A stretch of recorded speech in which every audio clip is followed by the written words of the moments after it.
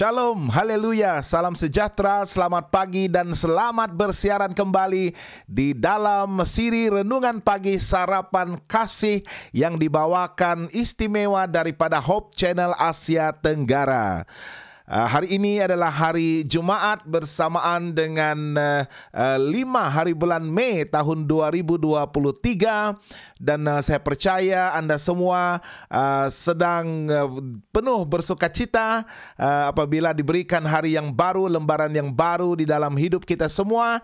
Dan pada hari ini marilah kita bertekad untuk mencoretkan hidup kita dengan kebenaran dari firman Tuhan, dan kita akan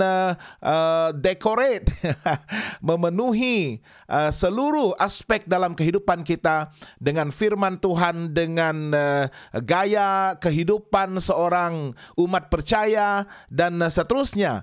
Bertekad untuk menggunakan kehidupan kita ini menjangkau dan menyentuh jiwa-jiwa yang ada di sekeliling kita, berkongsikan berita baik Injil yang kita terima daripada Tuhan, yang meyakinkan dan menjamin keselamatan hidup kekal kita. Dan sudah pastinya marilah kita menggunakan setiap kesempatan dan ruang yang Tuhan telah percayakan kepada kita untuk melakukan satu perubahan dan impact yang besar, bukan saja di dalam kehidupan kita tetapi juga membawa perubahan dan distinction, perbezaan yang ketara itu di kalangan kita, ya, dengan orang lain di sekeliling kita, bermula daripada keluarga kita dan orang-orang yang terdekat dengan kita. Bersama dengan saya sekali lagi Pastor Brian Scott Padam dalam siaran sarapan pagi yang pastinya akan menghidangkan sarapan renungan rohani untuk membolehkan kita mendapatkan nutrisi dan zat serta tenaga dan kekuatan rohani supaya kita dapat berhadapan dengan cabaran-cabaran kita hari ini.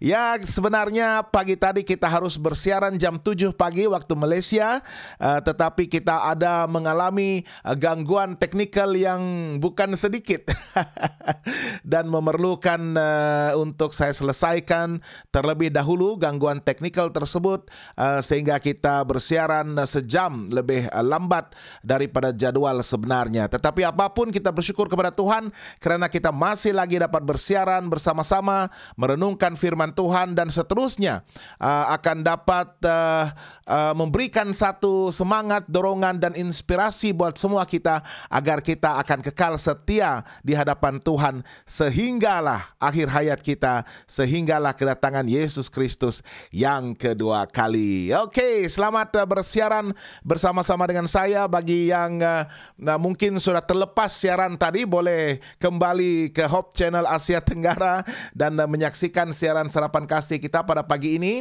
Dan yang bersama-sama dengan saya pada pagi ini, bolehlah menuliskan ucapan kasih, ucapan selamat pagi, mutiara kata, kata-kata semangat dan dorongan di dalam ruangan sembang live kita, ruangan sembang live kita. Dan jika ada permohonan doa, pastikan juga dituliskan, ditaipkan, supaya kita di penghujung program ini nanti kita akan dapat doakan untuk permohonan doa anda semua. Dan jangan lupa untuk tekan butang share, ya, share. Pastikan anda juga mendukung pelayanan Hope Channel Asia Tenggara untuk menjangkau jiwa dan berkongsikan pengharapan yang kita ada, yang kita sudah alami sendiri, yang kita sudah terima daripada firman Tuhan, untuk disebarkan kepada orang-orang lain.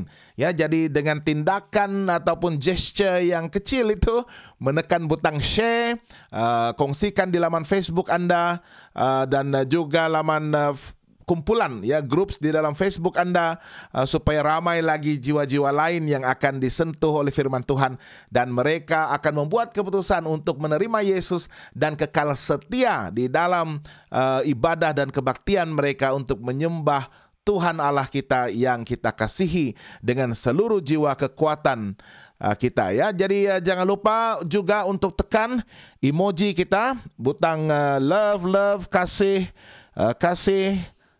Mari kita tekan, saya tekan sekarang ini, ya, supaya ada reaction yang banyak, membolehkan siaran kita ataupun posting kita trending, ya, sepanjang masa.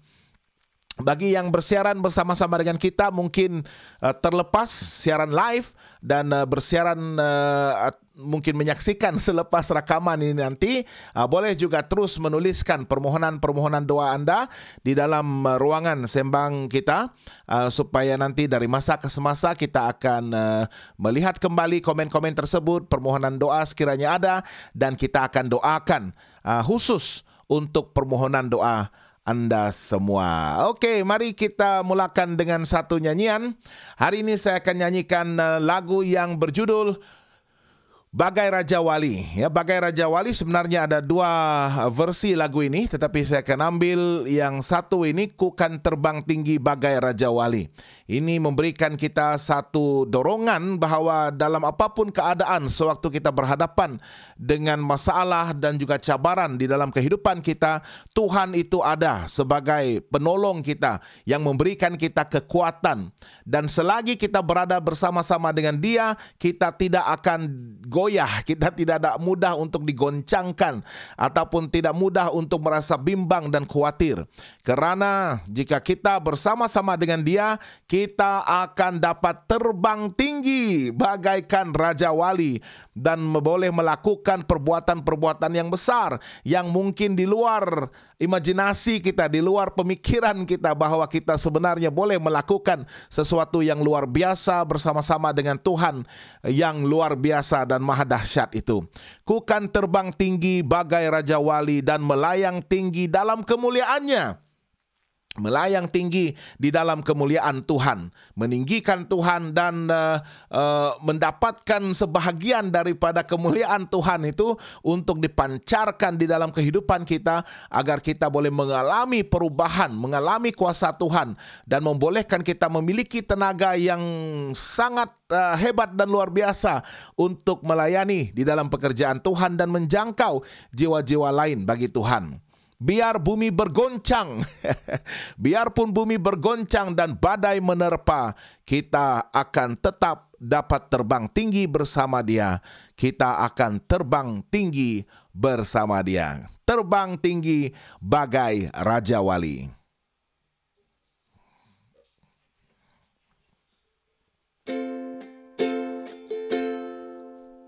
Tuhan adalah kekuatanku, bersama Dia ku tak akan goyah. Ku kan terbang tinggi bagai Raja Wali, melakukan perbuatan yang besar.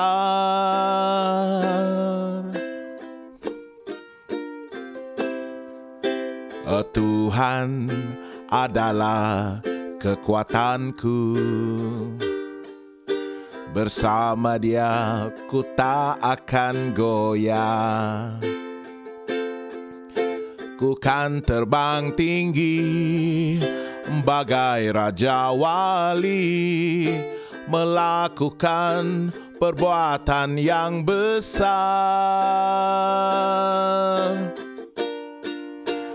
Ku kan terbang tinggi bagai Raja Wali dan melayang tinggi dalam kemuliaannya. Biar bumi bergoncang dan badai menerpa, ku kan terbang tinggi bersama Dia. Tuhan adalah kekuatanku, bersama Dia ku tak akan goyah. Ku kan terbang tinggi bagai Raja Wali, melakukan perbuatan yang besar.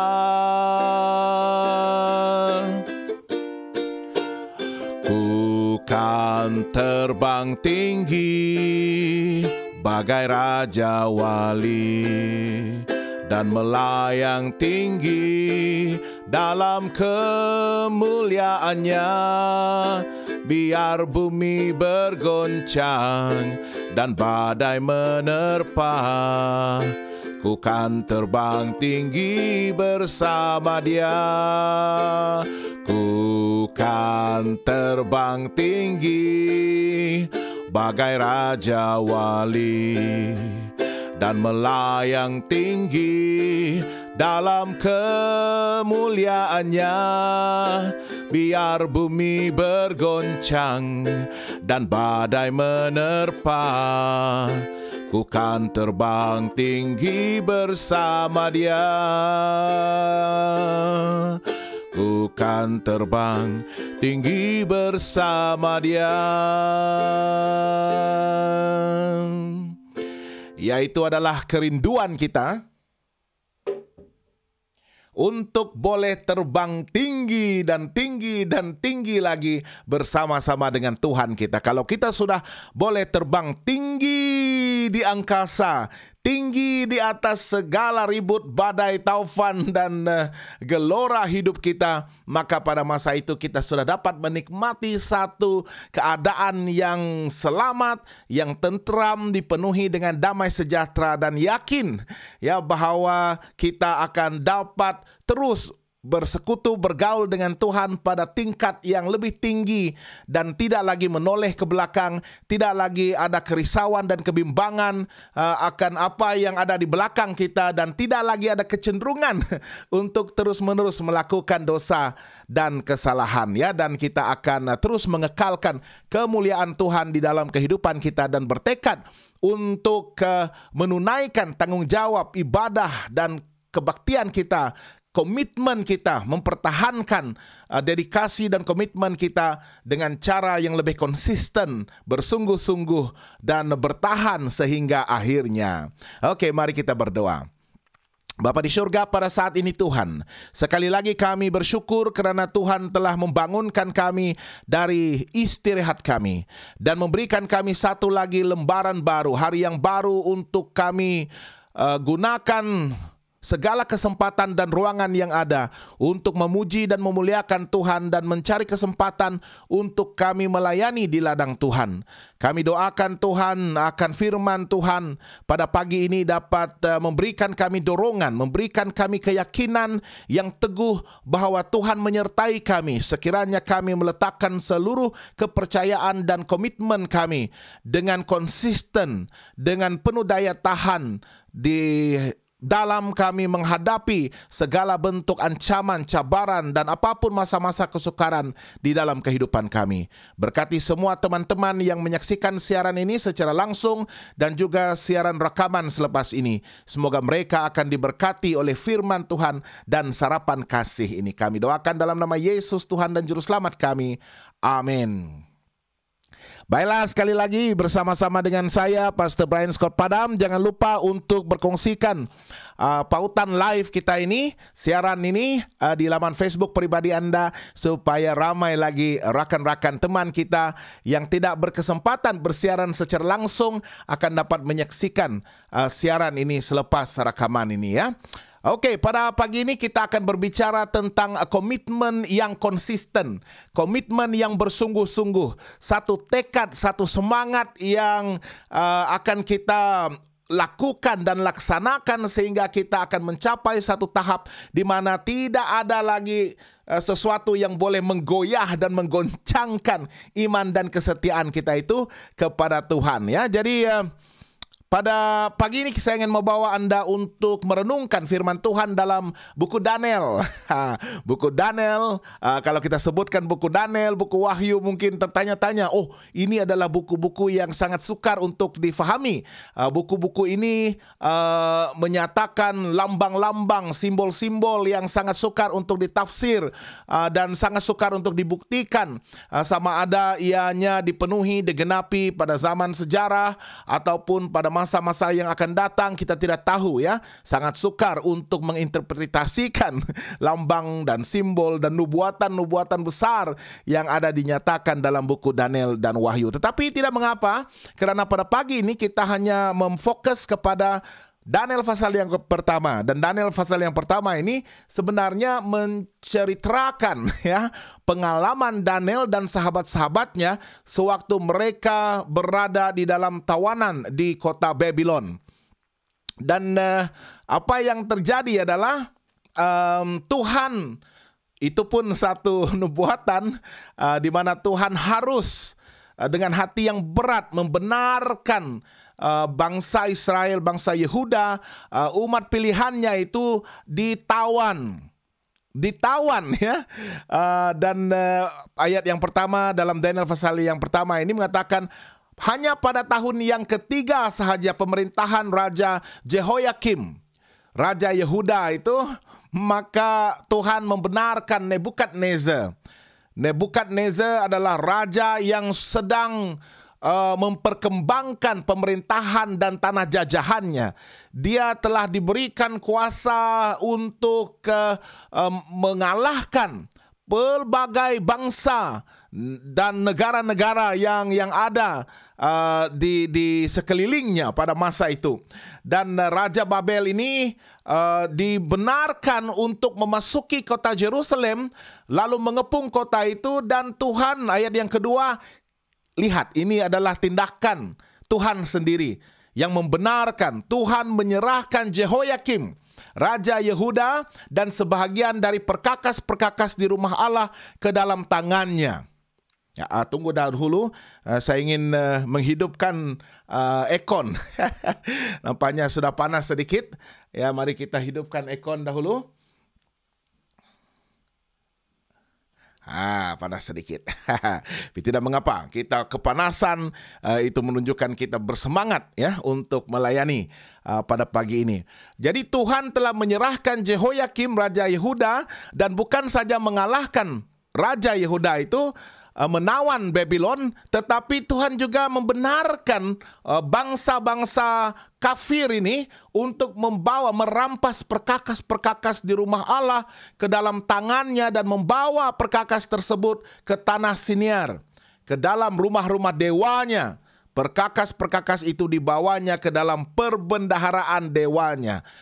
Alangkah sedihnya kita menyaksikan, bayangkanlah ya skenario ini, ya perkara ini terjadi di mana Tuhan membenarkan umatnya ditawan, dan bukan saja itu, malah Ka'bah Tuhan, rumah ibadah itu juga dicerobohi, dan barang-barang perkakas-perkakas kudus yang digunakan di rumah Allah, rumah ibadat itu juga dirampas dan diletakkan bukan di istana Babylon, tetapi diletakkan juga di rumah dewa-dewa, tempat penyembahan berhala di Babylon. Ya, bayangkan betapa sedihnya hati Allah melihat kerosakan yang terjadi di Babylon. Dan ini merupakan satu pendidikan, satu disiplin, satu pengajaran yang begitu dahsyat sebenarnya bagi umat Allah di Jerusalem, ya.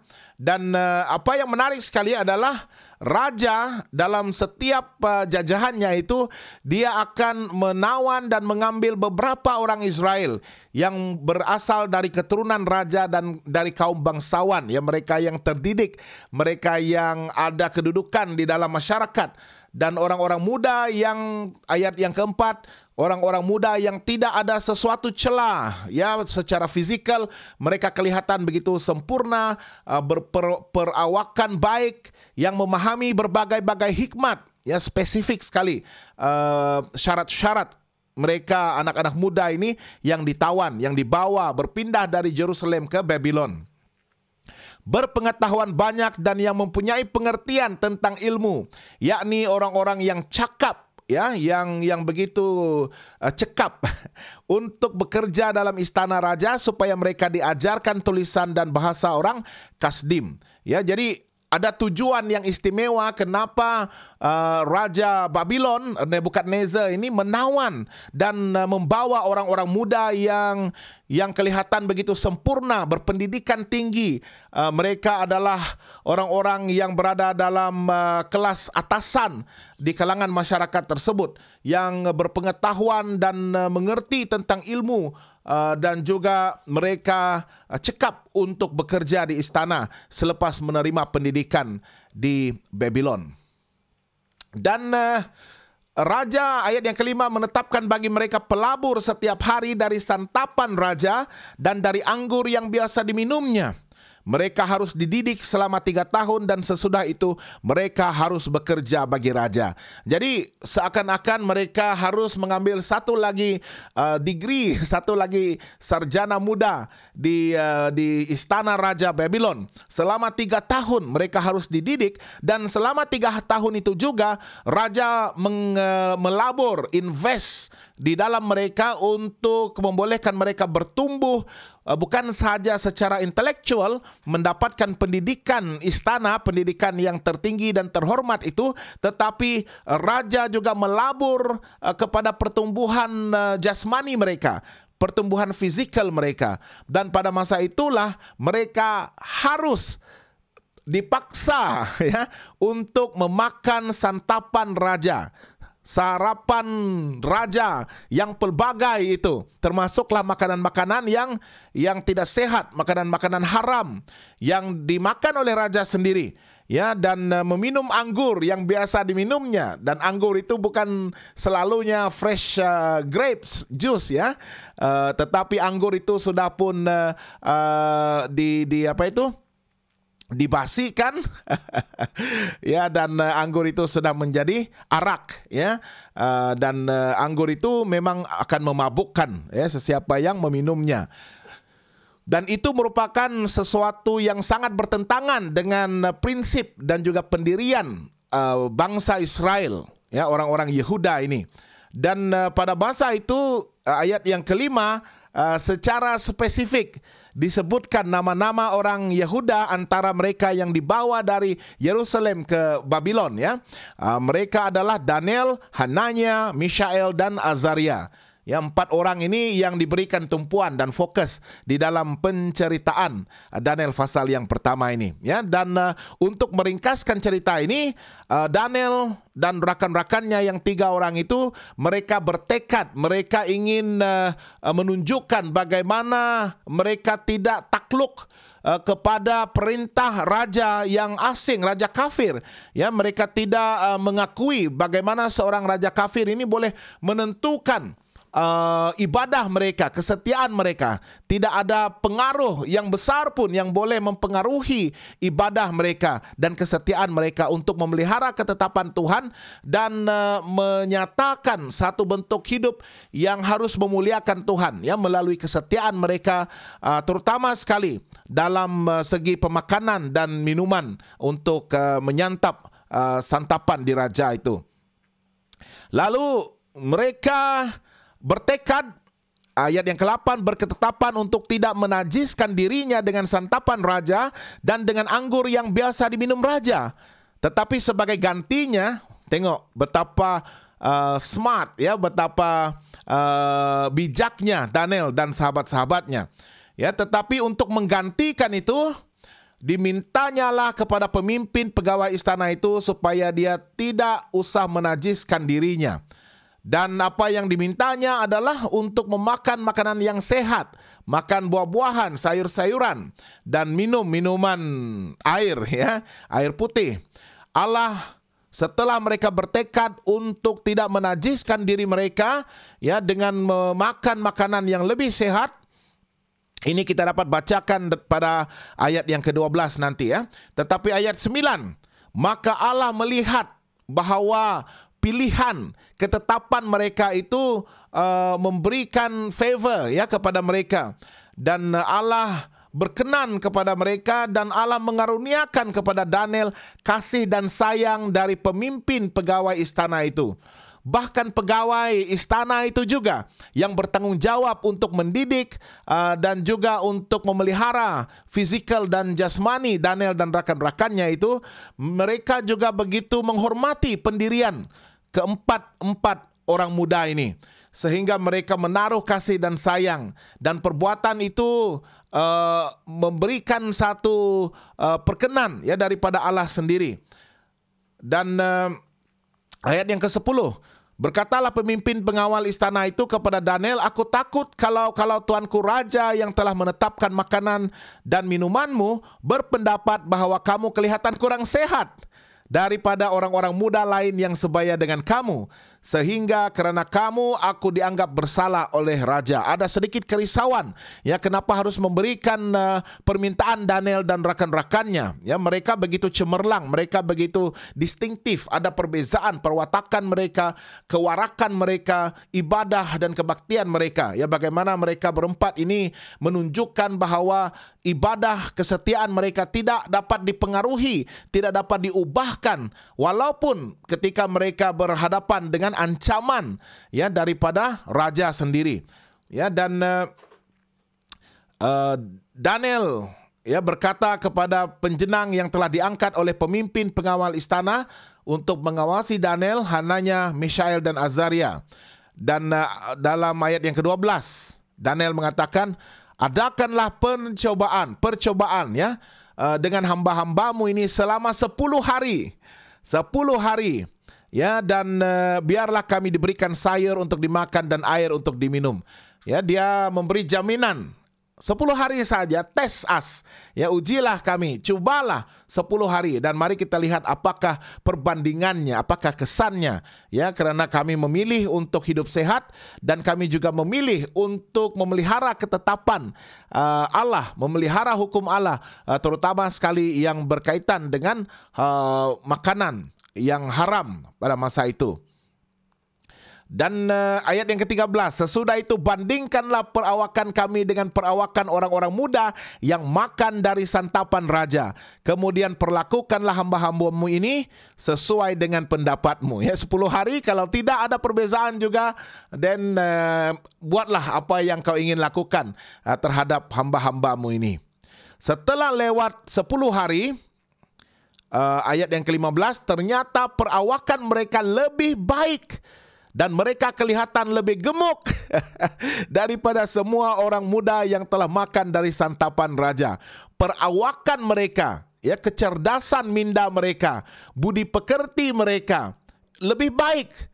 Kuasa intelek mereka, hikmat dan kebijaksanaan mereka lebih jelas, lebih tampak, lebih nyata. Ya, dan apa yang menarik sekali adalah perubahan dalam fizikal mereka. Walaupun perkataan yang digunakan ini lebih gemuk, tetapi kita boleh tafsirkan lebih sehat, ya, lebih bertenaga, lebih memiliki otot-otot yang jelas, yang baik, yang tampak, ya, otot-otot yang segar, ya. Dan itu sangat berbeza daripada orang-orang yang telah makan daripada santapan raja, yang saya percaya merupakan santapan yang hanya berhidangkan daging, ya, daging semata-mata, ya, dan kurang sayur, mungkin tidak ada buah-buahan, ada buah-buahan, kurang sayur, ya, tetapi lebih kepada lemak-lemak dan daging itu. Kemudian penjenang itu, ayat ke-16, selalu mengambil makanan mereka dan anggur yang harus mereka minum, lalu memberikan sayur kepada mereka. Selama tempoh 3 tahun itu, kerana orang yang in charge, ya, tukang masak itu dan pengawal istana itu, mereka melihat ada perbezaan yang ketara di antara orang-orang muda Yehuda ini, Daniel dan rakan-rakannya, jika dibandingkan dengan orang-orang muda lain yang merelakan diri mereka untuk memakan daripada santapan di raja. Ya, dan ayat yang ke-17, kepada keempat orang muda itu Allah memberikan pengetahuan dan kepandaian tentang berbagai-bagai tulisan dan hikmat, sedang Daniel juga mempunyai pengertian tentang berbagai-bagai penglihatan dan mimpi. Ini adalah anugerah Tuhan kepada setiap mereka yang percaya kepadanya dan berpendirian teguh mempertahankan prinsip dan kebenaran yang mereka terima, yang mereka sudah hidupkan selama bertahun-tahun di dalam kehidupan mereka. Dan apabila mereka dihadapkan dengan ancaman dan masa-masa kesukaran, termasuklah potensi untuk dianiaya dan dibunuh, tetapi mereka bertahan, mereka mempertahankan prinsip dan juga ketuhanan Allah di dalam kehidupan mereka. Maka Allah mengaruniakan bagi mereka pengetahuan dan kepandaian dan hikmat, dan Daniel memiliki kuasa dan keupayaan untuk menginterpretasikan, mentafsir berbagai-bagai penglihatan, nubuatan, dan juga mimpi. Dan mari kita lihat apakah hasilnya daripada kesetiaan mereka, ibadah mereka. Ayat yang ke-18. Setelah lewat waktu yang ditetapkan raja bahwa mereka sekalian harus dibawa menghadap, maka dibawalah mereka oleh pemimpin pegawai istana itu ke hadapan Nebukadnezar, dan raja berbicara dengan mereka, dan di antara mereka sekalian itu tidak didapati yang setara, tidak ada yang sama setanding dengan kebijaksanaan dan hikmat oleh Daniel, Hananya, Mishael, Azaria.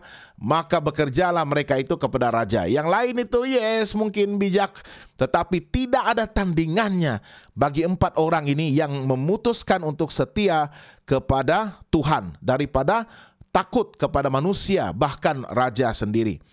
Dan dalam tiap-tiap hal yang memerlukan kebijaksanaan dan pengertian yang ditanyakan raja kepada mereka, didapatinya bahwa mereka 10 kali lebih cerdas daripada semua orang yang berilmu dan semua ahli jampi di seluruh kerajaannya. 10 kali lebih cerdas, lebih pintar daripada orang-orang lain, termasuklah kepada dibandingkan dengan orang-orang yang sudah pun bekerja, orang-orang yang sudah graduate, yang sudah pun melayani di istana raja, ahli jampi di seluruh kerajaannya. Tidak ada yang seperti Daniel dan rakan-rakannya itu.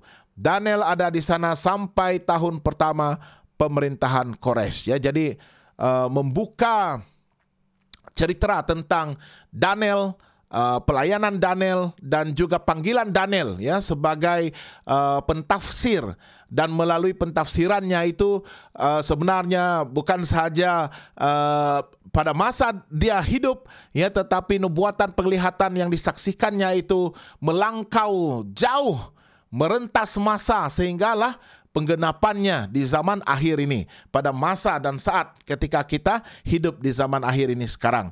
Tetapi tulisan daripada Daniel itu, nubuatan penglihatan yang dilihatnya dengan tafsiran yang diberikan, disampaikan oleh Tuhan kepadanya, merupakan satu berkat yang cukup indah buat semua kita pada masa ini. Dan itu semua datang daripada ketetapan hatinya, kesetiaannya, tekadnya, komitmen yang begitu konsisten, yang tidak dapat digoyahkan, tidak dapat dipengaruhi pun, bahkan daripada perintah raja sendiri. Dan ini merupakan satu doa kita semua, kerinduan kita semua untuk menjadi berani seperti Daniel, menjadi seorang yang committed seperti Daniel, menjadi seorang yang tidak takut kepada raja, tidak takut kepada perintah manusia, tetapi hanya takut kepada perintah Allah, dan bertekad untuk mengekalkan, memelihara, dan mempertahankan kebenaran Tuhan melalui firman-Nya itu dimanapun, pada masa bila pun, masa kita bersuka, masa kita berduka, masa kita tenang, masa kita sukar, semuanya. Dalam apapun keadaan kita, kita menetapkan hati kita untuk menuruti dan memelihara hukum Tuhan, memelihara perintah Tuhan, dan seterusnya menghidupkan kebenaran Tuhan itu di dalam kehidupan kita. Jika kita memiliki tekad dan keberanian seperti Daniel, maka Tuhan akan memberkati kita seperti Daniel. Bukan saja fizikalnya, jasmaninya diberkati dengan sehat, karena mereka memilih untuk hidup sehat. Mereka memilih untuk memakan makanan yang sehat dan tidak mencemarkan diri mereka dengan kenajisan daripada makanan-makanan haram dan juga anggur arak yang memabukkan, yang menghilangkan fokus mereka dan melemahkan minda mereka untuk belajar. Jadi mereka memilih untuk hidup sehat, dan Tuhan memberkati mereka dengan kesehatan. Dan karena mereka memilih untuk tetap setia mempertahankan kebenaran Tuhan, maka Tuhan juga memberkati mereka 10 kali lebih pintar, lebih bijak daripada orang-orang lain. Bukan saja orang-orang yang sebaya dengan mereka, tetapi mengalahkan juga orang-orang pintar yang ada di Babylon itu sendiri. Jadi berkat, hikmat, kebijaksanaan, kekuatan intelek, dan juga kekuatan emosi, serta berkat kesehatan fisikal dan jasmani itu akan datang jika kita berserah kepada Tuhan dan menuruti ketetapannya, mempertahankan firman-Nya. Dan itu akan menjadikan kita sebagai umat yang setia dan memiliki tekad dan komitmen yang konsisten sehingga kedatangan Yesus yang kedua kali. Oke. Jadi kita akan berdoa. Masa kita sudah sampai ke penghujungnya. Jangan lupa untuk berkongsikan pautan live kita agar ramai lagi yang akan diberkati melalui siaran kita. Mungkin yang tidak berkesempatan secara langsung, tetapi selepas ini nanti ya, mereka akan dapat menyaksikan siaran rekaman kita. Dan kita akan doakan untuk permohonan doa. Sekiranya ada permohonan doa, bolehlah dituliskan dalam ruangan sembang live kita. Dan dari masa ke semasa saya akan melihat semula, membaca komen-komen Anda. Dan saya akan mengambil masa untuk mendoakan permohonan-permohonan Anda secara pribadi, sekiranya tidak disebutkan dalam doa umum kita di sini. Ya, mari kita bersatu di dalam doa. Bapa di surga, terima kasih Tuhan kerana pada pagi ini sekali lagi kami dapat bersiaran, bergabung bersama dengan teman-teman setia Hope Channel Asia Tenggara dimanapun mereka berada, yang bersyukur kepada Tuhan kerana limpahan berkat Tuhan dan juga providence, segala penyediaan terhadap keperluan-keperluan kami. Kami sangat bersyukur Tuhan kerana Tuhan menyatakan kasih Tuhan dan dampingan Tuhan di dalam hidup kami, memberikan kami keyakinan untuk terbang lebih tinggi daripada segala badai, segala bentuk masalah dan kesukaran di dalam kehidupan kami. Kami bersyukur kerana pada pagi ini kami dapat melihat bagaimana ketetapan yang telah diambil oleh Daniel dan sahabat-sahabatnya. Walaupun mereka ditawan dari kota Yehuda, kota Yerusalem, dan mereka dibawa ke tanah asing dan harus melayani di tempat yang begitu asing bagi mereka, dididik dalam suasana yang dikelilingi oleh kekafiran dan harus dipaksa untuk mengubah hidup mereka secara total, termasuklah dalam makan minum dan juga aktiviti-aktiviti lain. Tetapi mereka telah membuat ketetapan untuk setia mempertahankan ibadah dan takwa mereka, akidah mereka, sehingga mereka tidak takut akan perintah raja. Dan oleh kerana tindakan iman mereka itu untuk mempertahankan kebenaran mereka, maka mereka telah dianugerahkan dengan hikmat dan kebijaksanaan 10 kali lebih pintar jika dibandingkan dengan orang-orang lain. Dan mereka juga diberkati dengan kesehatan dan kekuatan fisikal dan jasmani. Tolong kami untuk memiliki tekad dan semangat seperti Daniel ini. Dalam apapun keadaan, apapun situasi kami, biarlah kami akan kekal setia dan tidak takut kepada perintah manusia, tetapi mempertahankan kebenaran dari firman Tuhan dan menghidupkan kebenaran tersebut di dalam kehidupan kami. Kami doakan buat teman-teman kami yang bersiaran bersama-sama. Tuhan tolong mereka, berkati kehidupan mereka, kerana kesetiaan mereka kepada Tuhan. Kami menuntut Tuhan menyatakan jawapan bagi permohonan-permohonan doa mereka dan segala keperluan mereka, sama seperti bagaimana Tuhan nyatakan kepada Daniel dan rakan-rakannya, supaya mereka akan dilihat lebih berbeza, lebih berpengaruh dan membawa impact yang besar untuk membawa kasih Tuhan dan pengharapan yang mereka miliki di dalam Yesus di kalangan mereka, di antara satu sama lain, dan seterusnya membawa pengaruh yang besar untuk menjangkau jiwa-jiwa yang Tuhan percayakan kepada mereka di sekeliling mereka. Saya doakan agar Tuhan memberkati semua yang sedang menghadapi masalah dan kesukaran. Berikan mereka jalan kelepasan. Tolong mereka, berikan hikmat yang Tuhan berikan kepada Daniel, agar mereka dapat menyelesaikan masalah mereka dengan cara Tuhan, dengan perasaan yang takut akan Tuhan, dan tindakan yang memuliakan Tuhan, dan mendapatkan kelepasan dan penyelesaian yang terbaik untuk menjamin kesejahteraan dan kelangsungan hidup yang lebih baik. Tuhan, kami doakan bagi mereka yang sakit, tolong jamah tubuh mereka pada saat ini. Sentuh mereka, berikan kesembuhan dengan segera.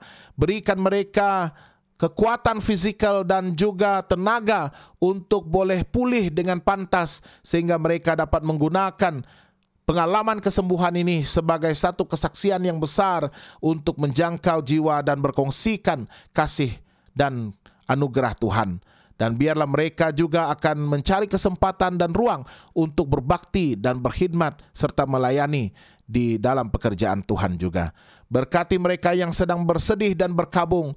Tuhan berikan penghiburan, berikan kekuatan minda dan emosi, agar mereka boleh meneruskan kehidupan mereka bersandar penuh kepada lengan Tuhan yang berkuasa, dan juga memiliki tekad untuk hidup dengan penuh berpengharapan bahwa Yesus Kristus akan datang kembali dan akan membawa kehidupan kekal bagi mereka yang masih hidup, yang setia menanti. Begitu juga mereka yang telah meninggal di dalam Yesus, yang akan dibangkitkan untuk menerima kehidupan kekal juga. Dan kami juga ingin doakan untuk apapun pekerjaan kami pada sepanjang hari ini. Permudahkanlah urusan kami Tuhan. Berikan kami kecemerlangan, berikan kami sukses dalam apapun yang kami kerjakan. Biar semuanya itu akan membawa kemuliaan bagi nama Tuhan, dan seterusnya meninggikan Tuhan dan membawa berkat yang lebih indah, lebih istimewa untuk hidup kami semua.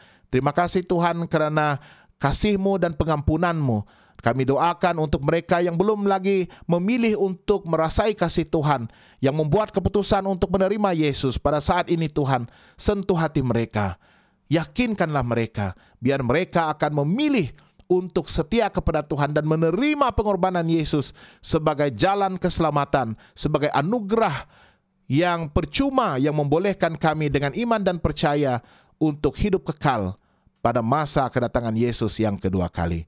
Terima kasih Tuhan, terpujilah nama Tuhan. Kami serahkan doa dan permohonan ini hanya di dalam nama Yesus Kristus, Tuhan dan Juru Selamat bagi semua kami. Amin. Baiklah, terima kasih yang sudah sempat untuk bersiaran bersama-sama dengan saya pada pagi ini. Jangan lupa untuk bersama-sama dengan kami di dalam media sosial kami, di dalam laman sesawang kami, ya, website kami hopetv.asia, untuk mendapatkan program-program dalam pelbagai bahasa. Bagi yang sering menggunakan YouTube, youtube.com/hopetv.malay untuk siaran dalam bahasa Melayu, program-program yang merangkumi pelbagai aspek, ya, termasuklah kesihatan, pendidikan, rohani dan sebagainya. Ya, jadi tuliskan Hope Channel Asia Tenggara ataupun typekan terus youtube.com/hopetv.malay. Ya, dan untuk Facebook, ya, Hope Channel Asia Tenggara ataupun facebook.com/hopetv.malay, ya, hopetv.malay untuk mendapatkan program-program di dalam bahasa Melayu. Ya, jadi dengan itu kita akan berpisah pada saat ini, dan mudah-mudahan kita akan dapat dipertemukan pada esok hari jam 7 pagi, ya, jam 7 pagi kita bersiaran, 7 pagi waktu Malaysia, Singapura, Brunei, Indonesia, dan mudah-mudahan kita akan dapat bersiaran tepat pada masanya. Ya, kita sekali lagi memohon maaf di atas kelewatan sedikit siaran kita untuk hari ini karena masalah teknikal yang tidak dapat dielakkan. Ya, jadi sehingga kita bertemu lagi. Shalom daripada saya, dan Tuhan memberkati. Maranatha.